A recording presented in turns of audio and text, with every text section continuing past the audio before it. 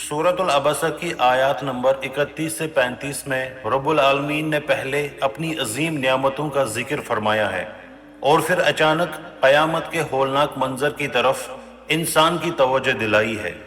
رب العالمین فرماتا ہے کہ اس نے انسان کے لیے طرح طرح کے پھل پیدا کیے اور جانوروں کے لیے چارہ اور گھاس مہیا کی۔ یہ تمام نعمتیں اس بات کی واضح دلیل ہے کہ انسان کی زندگی کا ہر لمحہ رب العالمین کے رحمت اور قدرت کا محتاج ہے۔ انسان جو غذا کھاتا ہے، جو پھل استعمال کرتا ہے اور جانور جن چیزوں سے اپنی ضروریات پوری کرتے ہیں، یہ سب اللہ تعالیٰ ہی کی عطا ہے۔ بسم اللہ الرحمن الرحیم۔ وَفَاكِهَةً وَأَبًّا مَتَاعًا لَكُمْ وَلِأَنْعَامِكُمْ فَإِذَا جَاءَتِ الصَّاخَّةُ يَوْمَ يَفِرُّ الْمَرْءُ مِنْ أَخِيهِ وَأُمِّهِ وَأَبِيهِ، اور پھل اور چارہ تمہارے اور تمہارے مویشیوں کے فائدے کے لیے۔ پھر جب وہ کان پھاڑ دینے والی آواز آئے گی، اس دن آدمی اپنے بھائی سے بھاگے گا اور اپنی ماں سے اور اپنے باپ سے۔ And fruits and grass as provision for you and your livestock. But when the deafening blast comes, on that day a person will flee from his brother and his mother and his father. انسان اکثر روزمرہ زندگی میں ان نعمتوں کو معمولی سمجھ لیتا ہے، حالانکہ اگر غور کیا جائے تو ایک چھوٹا سا پھل بھی رب العالمین کی بے شمار نعمتوں اور قدرت کی نشانی ہے۔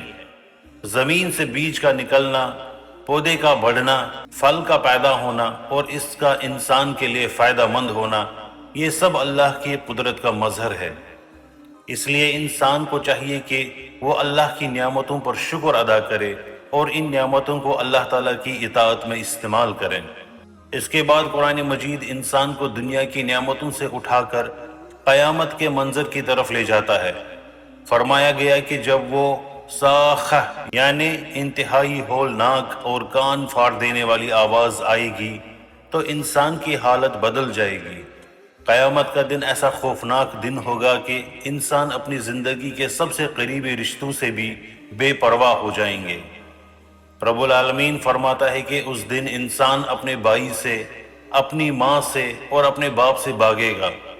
دنیا میں انسان اپنے والدین سے محبت کرتا ہے، اپنے بہن بھائیوں کے ساتھ تعلق رکھتا ہے اور مشکل وقت میں ایک دوسرے کا سہارا بنتا ہے، لیکن قیامت کے دن ہر شخص اپنی فکر میں مبتلا ہوگا۔ اسے اپنے اعمال، اپنے حساب اور اپنے انجام کی فکر ہوگی۔ یہ آیت ہمیں یاد دلاتی ہے کہ دنیا کی محبت، رشتے، مال اور آسائشیں سب عارضی ہے۔ اصل کامیابی آخرت کی کامیابی ہے۔ آج انسان کے پاس توبہ، نیک عمل اور اپنی اصلاح کا موقع ہے، لیکن قیامت کے دن یہ موقع باقی نہیں رہے گا۔ اس لیے ہمیں رب العالمین کی نعمتوں کا شکر ادا کرتے ہوئے اس کی اطاعت اختیار کرنی چاہیے، اپنے گناہوں سے توبہ کرنی چاہیے اور آخرت کی تیاری کرنی چاہیے۔ سورۃ العبسہ کی یہ آیات انسان کے دل کو جھنجھوڑ دیتی ہے کہ دنیا کی نعمتوں میں غافل ہو کر آخرت کو نہ بھولے، کیونکہ ایک دن ایسا ضرور آئے گا جب ہر انسان کو اپنے اعمال کا حساب خود دینا ہوگا۔ والسلام۔